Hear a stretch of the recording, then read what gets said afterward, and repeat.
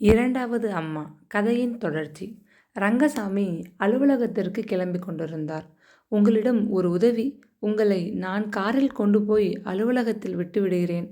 பார்த்திபன் கெஞ்சி கேட்டபோது ரங்கசாமிக்கு வியப்பாக இருந்தது. உட்காருங்கள். அலுவலகம் போக 3/4 மணி நேரம் இருக்கு. என்ன உதவி சொல்லுங்க. ஆமாம், பக்கத்து தெருவில் இருக்கும் மிஸ்டர் பார்த்திபன் தானே நீங்க? இந்தியா எலக்ட்ரிக்கல்ஸ் சேல்ஸ் செக்ஷனில் வேலை பார்க்குறீங்க அல்லவா? ஆமாம், அதே பார்த்திபன் தான். கொஞ்ச நாட்களுக்கு முன் உங்கள் மகன் காணாமல் போய்விட்டதாக பத்திரிகையில் படம் பிரசுரித்து விவரம் போட்டிருந்தீங்களே. ஓ, அந்த கதையா? என் மகன் அருண் காணாமல் போய்விட்டான். நேற்று இரவு வெளியே போனவன் திரும்பலை. என் மனம் பலவித சந்தேகங்களில் குழம்பி தவிக்கிறது. இந்த மாதிரி சந்தர்ப்பத்தில் நீங்க என்ன அனுசரிச்சீங்க? என் மகன் தீபக் காணாமல் போனது ஒரு விசித்திரமான சம்பவம். நாங்க சாதாரணவங்க. பங்களா, கார் இத்தியாதி கொண்ட மேல்மட்டத்து மனிதர்கள் இல்லை. நானும் வேலை செய்கிறேன், என் மனைவியும் வேலை செய்கிறாள். எங்கள் மகன் தீபக்கிற்கு 10 வயதுதான் ஆகுது. பள்ளிக்கூடத்திலிருந்து திரும்பிய பிறகு நாங்கள் வீட்டுக்கு வரும் வரை அவன் தோட்டத்தில் விளையாடி கொண்டிருப்பான். மிஸ்டர் பார்த்திபன், வீட்டில் இதுக்கு தான் யாராவது பெரியவங்க பொறுப்பாக இருக்கிறது நல்லது. என் துரதிர்ஷ்டம், எனக்கு அப்படி யாரும் உறவினர்கள் கிடையாது. அதனால் ஏற்பட்ட வினைதான் இந்த விவகாரம். எச்சிலை விழுங்கிக் கொண்டான் பார்த்திபன். நெஞ்சு படபடவென்று துடித்தது. அக்கா அன்னபூரணி வீட்டில் பொறுப்பாக இருந்தாள். அவள் புறப்பட்டு போன பிறகுதான் என் அருண் குணம் மாறி போனான். கணத்தில் மனதில் புரண்ட எண்ணங்களை அமுக்கிக் கொண்டு, என்ன நடந்தது சொல்ல முடியுமா என்று கேட்டான். அன்று மாலை வழக்கம் போல பள்ளிக்கூடத்திலிருந்து வந்த தீபக் புத்தகப் பையை வாசலில் வைத்துவிட்டு பக்கத்து வீட்டில் நாங்கள் கொடுத்திருந்த சாவியை வாங்க கேட் அருகே வந்தான். அப்பொழுது 4 பேர் ஒரு காருடன் நின்றிருந்தனர். தம்பி, இந்த விலாசத்தை படிச்சு நாங்கள் தேடி வந்த வீடு இந்த பக்கம் இருக்கான்னு சொல்லு என்று ஒருவன் ஒரு துண்டு காகிதத்தை தீபக்கிடம் நீட்ட அவன் குனிந்தான். படார் என்று பின் தலையில் யாரோ ஓங்கி அடித்த வலி தாளாது மயங்கி போனான். சிறிது நேரம் சென்று நினைவு வந்தது. கண்களை திறந்து பார்த்தபோது தன்னை அந்த 4வரும் காரில் எங்கேயோ கடத்திச் செல்வதை உணர்ந்தான். பார்த்திபன் நாக்கு வறண்டு போயிற்று. ஒருவேளை அருணுக்கும் இந்த கதி ஏற்பட்டிருக்குமோ? பிறகு என்று கேட்டான். பிறகு அந்த முரடர்கள் தீபக்கை ஒரு பெரிய அறைக்குள் அடைத்து விட்டார்கள். 2 நாள் அங்கேயே அவர்களுடைய கைதியாக கிடந்தான்.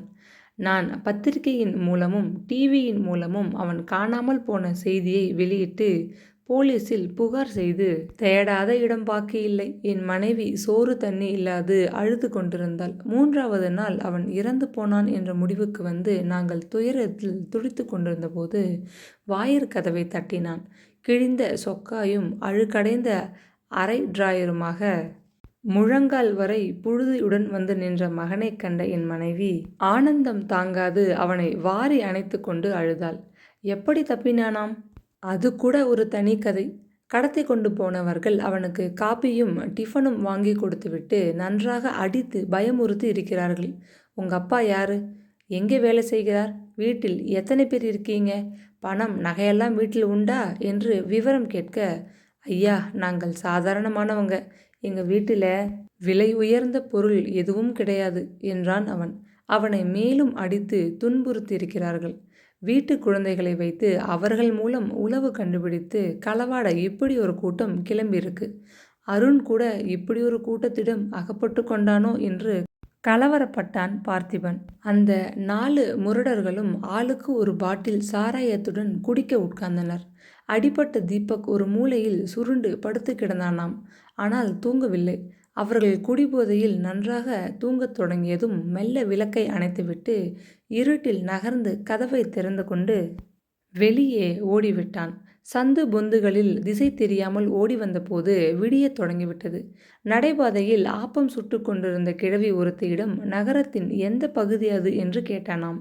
சிந்தாதிரிப்பேட்டை என்று பதில் கிடைத்தது. பிறகு இந்த பகுதிக்கு வழி விசாரித்து கொண்டு தலைதெறிக்க ஓடி வந்தது. காலை 10 மணி சுமாருக்கு வீட்டுக்கு வந்து கதவை தட்டினான். அவனுக்கு ஏற்பட்ட பயத்தில் 10 நாள் உடம்பு சுகமில்லாமல் படுத்துவிட்டான். போலீஸ் இது பற்றி நடவடிக்கை எடுத்து அந்த கும்பலை தேடி வருகிறார்கள். என் ஒன்றுவிட்ட சகோதரி விதவை, வயதானவங்க. அவங்களை எங்களோடு வந்து தங்கும்படி வற்புறுத்தி கொண்டிருக்கிறோம். எதுக்கும் வீட்டையும் குழந்தையையும் பார்த்துக்க நமக்குன்னு ஒருத்தர் தேவை. போலீஸில் புகார் கொடுத்து பத்திரிகையில் போடணும்னு சொல்றீங்களா? டிவியில் கூட தெரிவிப்பார்கள். முயன்று பாருங்கள். வீட்டுக்கு திரும்பி வந்த பார்த்திபன் களைப்புடன் நாற்காலியில் சாய்ந்தான். தீபக்கின் தந்தை சொன்னாரே, நமக்கு என்று வீட்டில் ஒருவர் இருப்பது நல்லது என்று. எத்தனை பெரிய உண்மை! அன்னபூரணி அக்கா இருந்திருந்தால் அருண் இப்படி மாறியிருப்பானா? இப்படி மாயமாகத்தான் மறைந்து போயிருக்க முடியுமா? ஒருவேளை அத்தையை தேடிக்கொண்டு கிளம்பி விட்டானோ? அத்தை இருக்கும் இடம் இவனுக்கு எப்படி தெரியும்? அக்கா கடிதம் கூட போடாது மறைந்து கொண்டிருப்பதன் காரணம் என்ன? இப்போது புரிகிறது. பரிமளா தான் காரணமாக இருக்க வேண்டும். அடக்க முடியாது பொங்கி எழுந்த கோபத்தில், பரிமளா, இங்கே வா என்று இறைந்து கூப்பிட்டான். தலைவாரி முடித்து கண்ணாடி முன்பு ஒப்பனை செய்து கொண்டிருந்த பரிமளா திடுக்கிட்டு வெளியே வந்தாள். எங்க அக்காவுக்கும் உனக்கும் இடையே என்ன நடந்தது? உண்மையை சொல். அருண் காணாமல் போனதற்கும் அதற்கும் சம்பந்தம் உண்டு, அதட்டினான். நல்ல கேள்வி. உங்க அக்கா இங்கே இருக்க பிடிக்காமல் வெளியே போனதுக்கும் உங்க மகன் வீட்டை விட்டு ஓடினதுக்கும் நான் எப்படி காரணமாவேன்? நீ இந்த வீட்டில் காலடி எடுத்து வைத்த பிறகுதான் இப்படியெல்லாம் நடந்திருக்கு. காரணம் நீதான்னு என்னால் ஊகிக்க முடியாது. உண்மையை சொல்லு. இல்லாட்டா நமக்குள்ளே ஏற்பட்டிருக்கும் இந்த பந்தம் அருந்து போகும். பயமுறுத்துறீங்களா? சொல்கிறேன், கேட்டுக்கோங்க. கொஞ்சம் சிக்கனமாக இருக்கணும். செலவை கட்டுப்படுத்துங்க. அருணுக்கு செல்லம் கொடுத்து கெடுக்காதீங்கன்னு சொன்னேன். கோபிச்சுக்கிட்டு கிளம்பிட்டாங்க. அதுக்கு நானா பொறுப்பு? நீ ரொம்பவும் கடுமையாக பேசியிருப்ப. ஆமாம், பேசினேன். உங்கள் அக்கா மனஸ்தாபப்பட்டுக்கிட்டு வெளியில் போயிட்டாங்க. அதுக்கு இப்போது என்ன செய்ய போகிறீங்க? அருணை முதலில் தேடி கண்டுபிடிச்சிட்டு பிறகு நான் செய்ய போகிறதே சொல்கிறேன். பயத்தில் உதடுகள் துடிக்க, உடல் நடுங்க பரிமளா அசைவற்று நின்றாள். அந்த வயதில் பார்த்திபன் போன்ற ஒரு கணவனை தேடிக்கொண்ட பின் அவனை இழப்பதா? பிள்ளை பாசம் மனிதனை இப்படி முரடனாக்கி விட்டிருக்கிறதே. கோவிச்சுக்காதீங்க. பசி, சாப்பிட வாங்க. எனக்கு சாப்பாடு வேண்டாம். நான் இன்னும் சில இடங்களில் போய் தேடி பார்க்கணும். ஆஸ்பத்திரி, சவக்கிடங்கு இதெல்லாம் இன்னும் பாக்கி இருக்கு. ஏன் அப்படி சொல்றீங்க? அந்த கதிக்கு கொண்டு வந்து வச்சிட்டியே. சொல்லாம என்ன செய்ய? கதவை ஓங்கி சாத்திவிட்டு கிளம்பினான். பகல் உணவை முடித்துக்கொண்டு தன் சிநேகிதி ஒருத்தியை கலந்து ஆலோசிப்பதற்காக அவளும் வெளியே கிளம்பினாள். இருட்ட தொடங்கிய போதுதான் அவள் வீடு திரும்பினாள். பத்திரிகையில் விளம்பரம் செய்வதும் போலீஸில் புகார் செய்வதும் தான் நல்லது என்று சிநேகிதி யோசனை சொல்லியிருந்தாள். பத்திரிகையில் விளம்பரப்படுத்தினால் அவர்கள் கௌரவம் என்னாவது? சிந்தித்தபடி கதவை திறந்து கொண்டு உள்ளே நுழைந்தவள் காலில் ஒரு கடித உரை தட்டுப்பட்டது.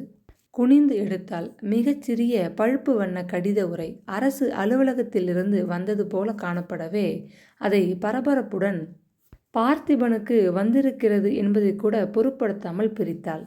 அரசினர் வரவேற்பு இல்லம், எழும்பூர் என்ற முகவரியை கண்டதுமே தேள் குட்டியது போன்றதொரு வேதனை. இளநிலை நீதிமன்றத்து நீதிபதியின் உத்தரவுப்படி தங்களின் மகன் அருணை பற்றி விவரங்களை விசாரிக்க பெற்றோராகிய தாங்கள் எங்களை நேரில் சந்திக்க மேற்கண்ட முகவரிக்கு அலுவலக நேரத்தில் வரவேண்டும் என்று அந்த கடிதத்தில் இருந்ததை படித்ததும் தூக்கி வாரி போட்டது அவளுக்கு. அருண் அங்கே எப்படி போய் சேர்ந்தான்? குற்றம் செய்த சிறுவர்களை போலீசில் பிடித்து காவல் நிலையத்தில் சிறிது நேரம் வைத்திருந்து தேவையான விவரங்களை கேட்டறிந்த பின்னர் உடனடியாக அரசு சீர்திருத்த பள்ளியின் அமைப்பான வரவேற்பு இல்லத்திற்கு அனுப்பிவிடுவார்கள் என்று கேள்விப்பட்டிருக்கிறாள். அடக்கடவுளே, அருண் என்ன குற்றம் செய்து அங்கே போய் உட்கார்ந்திருக்கிறான்? பதறிப்போனாள். ஏற்கனவே பார்த்திபன் கோபத்தில் வெடித்து கொண்டு வெளியே போயிருக்கிறான். இந்த கடிதத்தை பார்த்தால் பூகம்பமே ஏற்பட்டுவிடும். சாவகாசமாக தெரிந்து கொள்ளட்டும்.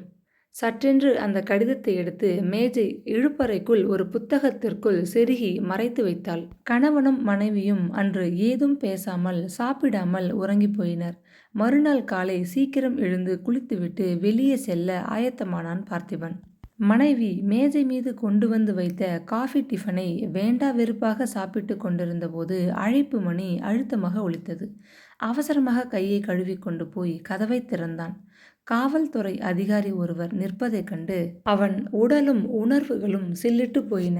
உன் மகன் பிணத்தை இந்த ஆஸ்பத்திரி பிணக்கிடங்கில் வந்து அடையாளம் கண்டு எடுத்து போகலாம் என்று சொல்ல வந்திருக்கிறாரா? உள்ளே வாங்கோ. முன்னறையில் வந்து உட்கார்ந்த போலீஸ் அதிகாரி தம்மை சுற்றிலும் கண்களை ஓடவிட்டார். நேற்று 3 தடவை எங்கள் காவல் நிலையத்திலிருந்து உங்களை தேடிக்கொண்டு போலீசார் இங்கு வந்தார்கள். ஆனால் கதவு பூட்டி கிடந்ததாம். அதனால் இன்று நானே நேரில் வந்து உங்களை பார்த்து சொல்லிவிட்டு போகலாம் என்று வந்தேன். என்ன சொல்வதற்காக இந்த பீடிகை? பார்த்திபன் நெஞ்சு வறண்டு போனது.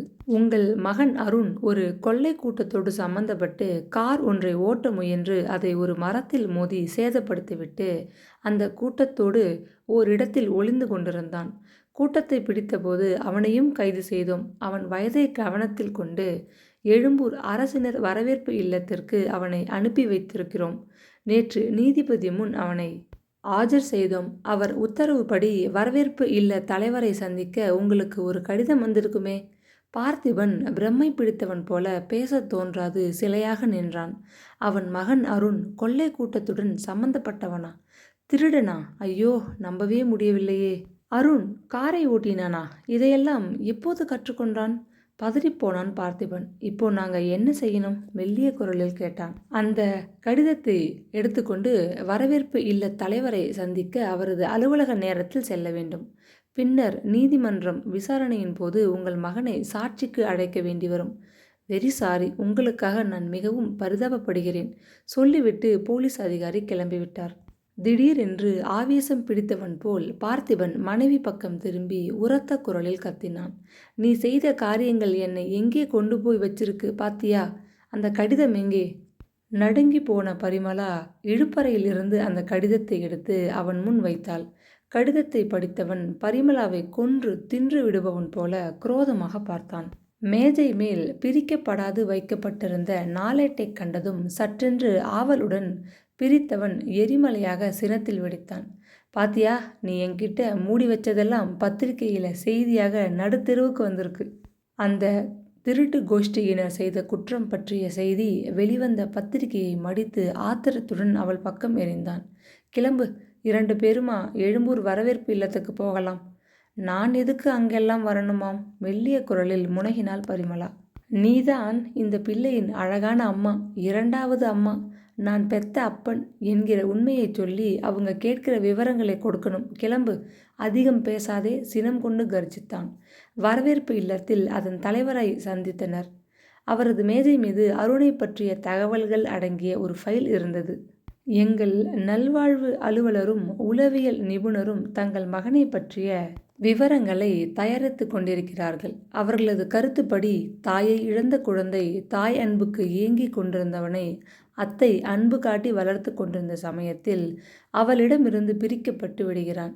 தந்தை மணந்து கொண்ட 2வது மனைவி அவனிடம் கண்டிப்பாகவும் கருணை இல்லாதபடியும் நடந்ததால் உணர்வுகள் சிதைந்து ஆரோக்கியமான மனநிலை கெட்டு தப்பு வழிகளில் தன் மன நிறைவை தேடத் தொடங்கியிருக்கிறான்.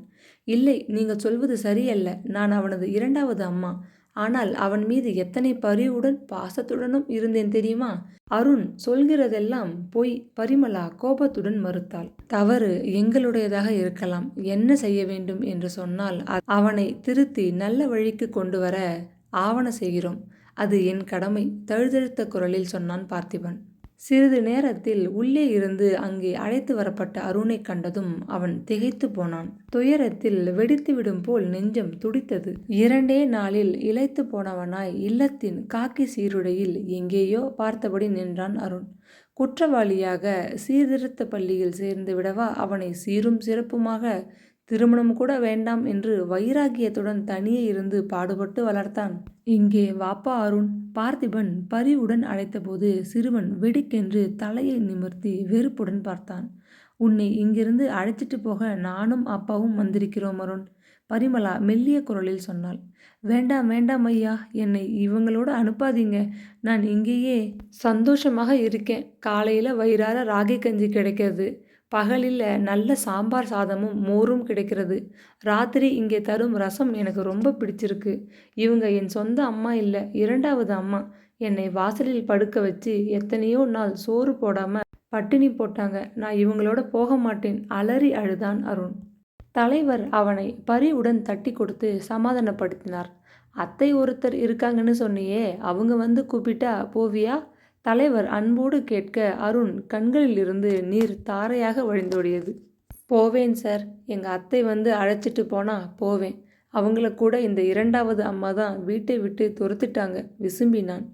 பார்த்திபன் நெஞ்சு வேதனையில் விம்மியது. எத்தனை கொடுமைகளையும் செய்துவிட்டு தலைவர் முன்னிலையில் எத்தனை பரிவுடன் பேசுகிறாள். கோபத்தில் குமைந்தான். நீதிபதி இவன் மீது கருணை காட்டி விடுதலை தந்து உங்கள் கண்காணிப்பில் வைக்க அனுமதி கொடுக்க இயலும். ஆனால் இந்த சிறுவன் உங்களுடன் வசிக்க விரும்பாததால் அவனை இந்த சீர்திருத்த பள்ளியிலேயே தான் நாங்கள் வைத்துக்கொள்ள வேண்டி வரும். ஒருவேளை அந்த அத்தை வந்தால் நிலைமை மாறலாம். விடை கொடுத்து அவர்களை தலைவர் அனுப்பி வைத்தார். அன்னபூரணியை பார்த்திபன் எங்கே போய் தேடுவான்? பத்திரிகைகளில் விளம்பரம் செய்து பார்த்தால்? 1 வருஷ காலமாக சமையல்காரியாக வேலை பார்த்து கொண்டிருந்த அந்த பூந்தமல்லி பங்களாவில் தினசரி பத்திரிகைகளுக்கு குறைவு கிடையாது. வீட்டில் உள்ளவர்கள் படித்து முடித்த பின் மறுநாள் அப்படியே கட்டாக சமையலறையில் வந்து அவை விழும். சிறையில் இருப்பது போல அந்த பங்களாவுக்குள் 1 வருஷ காலமாக வசித்து வரும் அன்னபூரணிக்கு அந்த நாளேடுகள் மூலம்தான் வெளியுலகத்து தொடர்பு. 2 தினங்களுக்கு பின் கைக்கு வந்த அந்த நாளேட்டின் முன்பக்கத்தில் வெளியான செய்தியை பார்த்து அவள் திகைத்து போனாள்.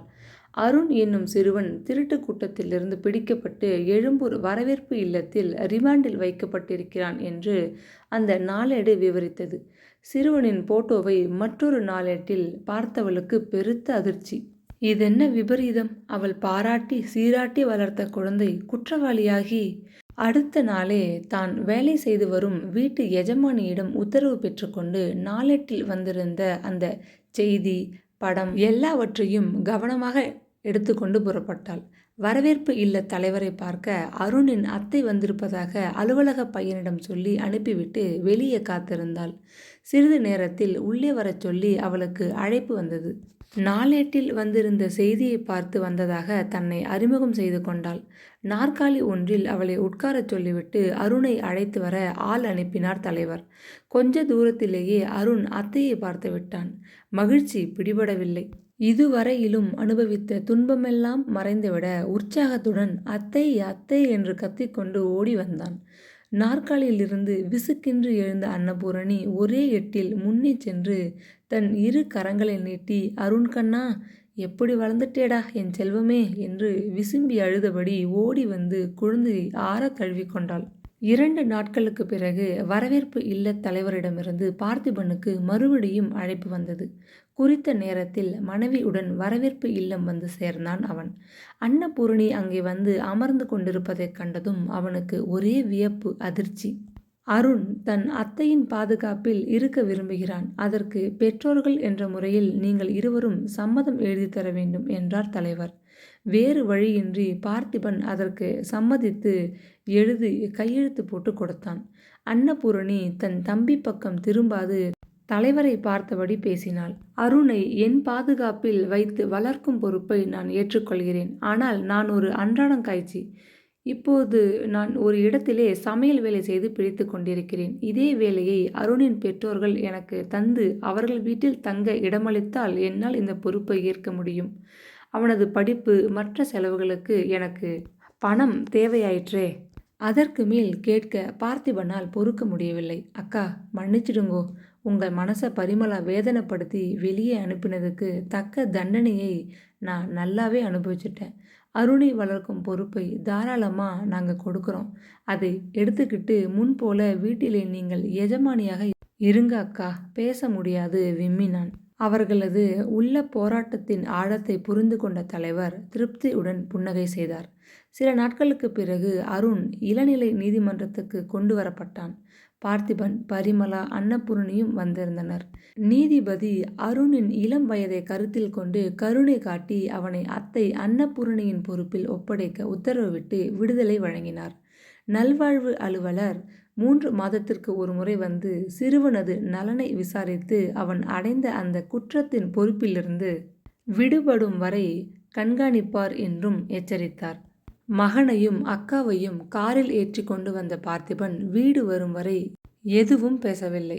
எல்லோரும் முன்னறையில் கூடினர். இனி வீட்டுக்கு தானே தலைவன், மனைவியின் கைபொம்மை அல்ல என்பதை உறுதிப்படுத்துகிறவன் போல பார்த்திபன் கேட்டான். பரிமளா, நீ என்ன சொல்ற? உன் திட்டம் என்ன? பரிமளா திடுக்குற்றாள். அன்னபூரணியையும் அருணையும் பார்க்க அவளுக்கு வெட்கமாக இருந்தது. கணவன் முகத்தை ஏறிட்டு பார்த்து பேச பயமாகவும் இருந்தது. நான் என்ன சொல்ல போறேன்? செய்தது தப்புன்னு உங்கள் எல்லார்கிட்டேயும் மன்னிப்பு கேட்கிறேன். பேச முடியாது விம்மினாள். பரிமளா, அழாதேம்மா என்று அன்னபூரணி குறுக்கிட்ட போது பார்த்திபன் கை அமர்த்தினான். நீங்க சும்மா இருங்க அக்கா, நான் சொல்றதை சொல்லி முடிக்கிறேன். பரிமளா, நல்லா கேட்டுக்க. விஜயா போன பிறகு இரண்டாவதாக ஒருத்தியை கட்டிக்கிட்டால் அருணுடைய வளர்ச்சி பாதிக்கப்படும், ஏதாவது விபரீதம் ஏற்படும் என்று பயந்துதான் நான் தனியாகவே இருக்க தீர்மானித்தேன். நாம் சந்திச்சோம், ஒருவரை ஒருவர் விரும்பினோம். என் மகனுக்கு ஒரு நல்ல தாய் கிடைப்பாள், எனக்கும் ஒரு துணை கிடைக்கும் என்ற எண்ணத்தில் நான் இந்த கல்யாணத்துக்கு சம்மதிச்சேன். இரண்டிலும் நான் தவறிட்டேன். அதுக்காக பேச முடியாது. பரிமளா விசும்பினாள். நாமெல்லாம் ஒன்னா சேர்ந்துட்டோம். இனிமேலே கண்ணீரும் கசப்பும் எதுக்கு? பரிமளா, கண்களை தொடச்சிக்கோ. தவறு செய்கிறது மனித இயல்பு. அதை திருத்திக் கொண்டு சீராக வாழ முயலுவது புத்திசாலித்தனம். உன்மேலே எனக்கு கோபம் இல்லை. நடந்ததை நாம். அருண், போய் குளிச்சுட்டு உடை மாற்றிக்கிட்டு சாமி படத்தை கையெடுத்து கும்பிட்டுட்டு அப்பா அம்மாவுக்கு வணக்கம் சொல்லு, அன்னபூரணி கூறினாள். எந்த அம்மாவுக்கு? இரண்டாவது அம்மாவுக்கா? அருண், அத்தை சொல்கிறத கேட்கணும். பரிமளாவை அம்மானு கூப்பிடணும், சரியா? அக்கா, அருணை நான் பெத்த பிள்ளையா நினச்சி அன்பாக பழக முயலுகிறேன். அப்போ அவனே என்னை அம்மானு கூப்பிட ஆரம்பிச்சிடுவான்.